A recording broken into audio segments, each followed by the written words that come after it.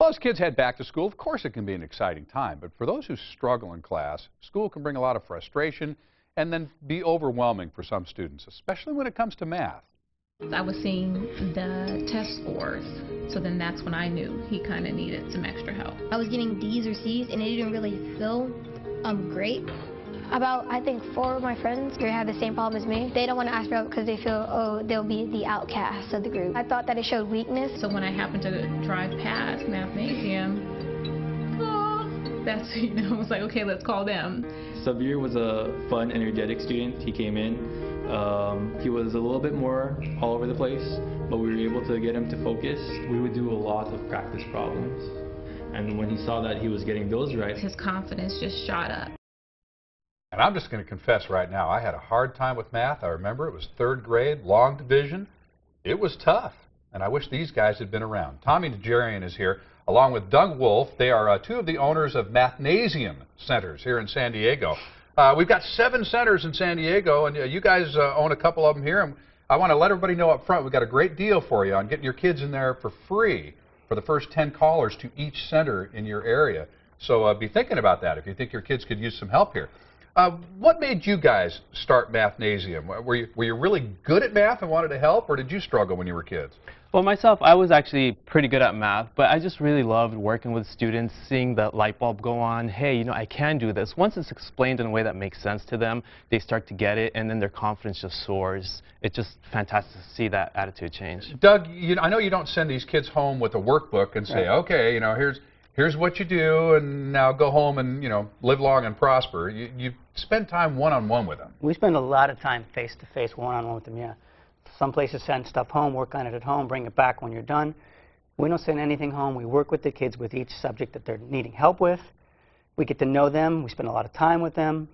We know their likes, their dislikes. We actually become a coach more than just a teacher or a tutor. And that's something that kids are going to remember, because I remember that teacher in 3rd grade, Miss Oker, Rancho Elementary School out in Spring Valley. She took that little bit of extra special interest, and she decided she was going to help me. And I remember thinking, she's really helping me, not the whole classroom. And that's when the light started to go on for me, when somebody actually cared. Now, you also said something really, really cool in there. I want the kids to hear this. You don't send any extra homework home with them. Okay, did you hear that, kids? It's not going to be any more work than you're doing now, okay?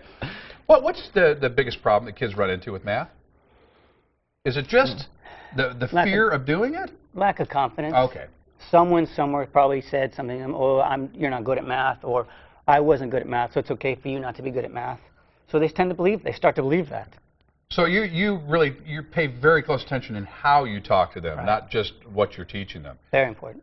And talk to me about success rate here. I mean, can everybody learn to be better at math? I definitely think so. We want to identify where their weaknesses are, and then kind of go back and make sure we address the foundational issues. Go back maybe a couple of years, find where the gaps are, and teach that in a way that makes sense.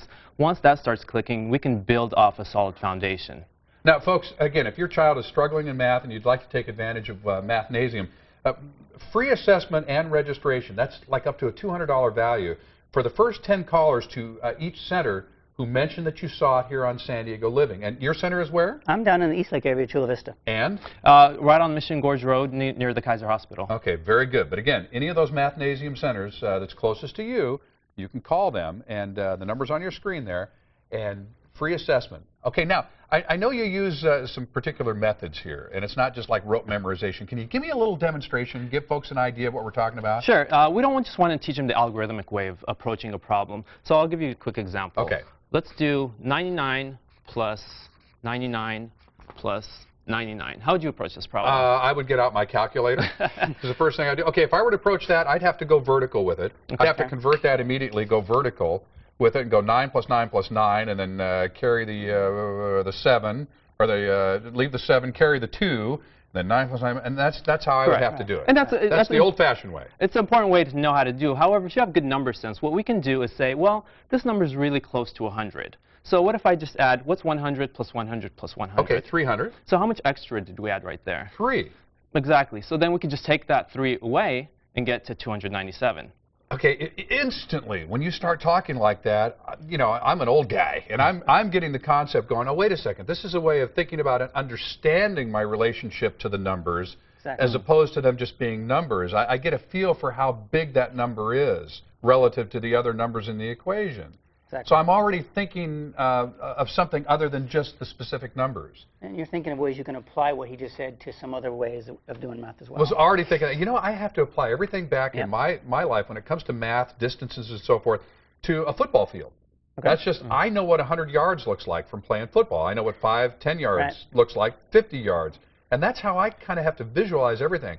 Are people visual when it comes to math like that, or are they more, do they actually know what these numbers mean? I think some are visual. Some are. Okay. Some, and you have to, and that's why I'm saying that's the benefit of working close one-on-one with children a lot, face-to-face. We get to figure out their learning styles, and our examples and our techniques we can change and apply specific to each child's needs. This is fascinating to me. Now, you know, we're almost out of time. Is there another example you want to give Yeah, me? let me show you a quick Okay. one. Yeah. Something that every parent can use, maybe even shopping at the grocery store. Let's do 7% of 250. Wow. Okay, now applying the concept that you just gave me, if I wanted to figure it out roughly, I would say, okay, 10% of that would be 25, Okay. and that's a little more than half, so it's got to be a little more than half. That's 12 and a half, 13, 14, something like that. I don't know. Okay. Well, you're in the ballpark. Am I in the ballpark? You're in the now? ball- I'm starting to noodle You're it in the out football that field, way. yeah. Okay. But once we get to the real definition of what does percent really mean, if I break down the word percent, the word per means for each, All right. and then the word cent, how many years are in a century? 100. How many cents make a dollar? 100. So percent means for each 100. So if we take a look at this problem now, 7 for each 100, how many hundreds do I have here? Wow. Okay, for each one, 7 for each 100. So that's 100, 200. So that's 2 times 7. So that's Right, 14. right. And then half of that. Okay. Wow, it starts to come together very quickly. Yeah, so if we have 200s, that's 7 and 7, that's 14, and then half of 100, which is 50, so half of 7 is 3.5. If we add that up, 17.5. 17 and a half. So you don't even have to work out the equation. No calculator needed. Now, no calculator needed. Do you know how, honestly, another true confession, you know how I got through statistics at Point Loma College, at Point Loma Nazarene? With a book called the New International Math on Keys Notebook. It came with the calculator. Okay, I had no idea what I was doing. It just said plug in, if you want to know statistical mean average, plug in this number, that number, and that number, and then hit enter, and it'll give you your answer. Yeah. I didn't know what I was doing, but I got a B in the class. So you do better than that. No, thank you. Okay, guys, Tommy, Doug, thank you so much. It's a pleasure. Thank It's you. Mathnasium. Correct. Thank you. And there's 7 centers in San Diego. Again, if the first 10 callers to each center, so call the one closest to you, and if they've already got their 10 callers, call the one next closest to you. Call anyway. And get that free assessment worth up to a $200 value.